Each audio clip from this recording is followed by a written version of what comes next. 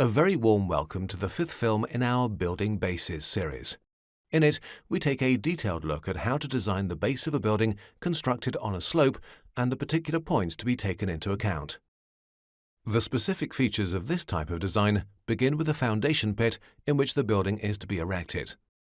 As you already know from our Foundations series, the combination of a vertical orthogonal building and a sloping site produces an asymmetrical foundation pit banked at different angles. On the downslope entrance side of this house, the base is underground. Interior floor height and exterior ground level are identical to ensure that entry to the house is fully accessible. The land falls away along the long side of the house following the slope.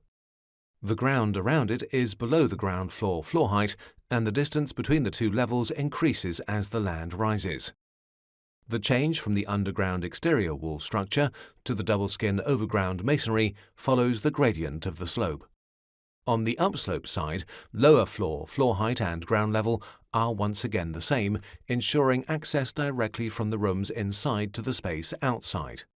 Here, the design of the base of the building is the same as for a building with no basement. The structure of the external wall changes at the base of a building. On the long side, this change follows the gradient of the slope.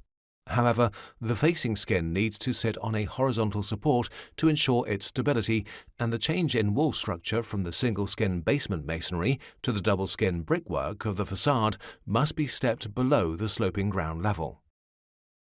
We have already seen that the base of a building can be enlarged to form a load-bearing ground floor. In houses built on slopes, in particular, it may be desirable for both construction and design reasons for the floor set into the slope to be designed differently to those above it. Summary: the base of a building erected on a slope has a number of specific features.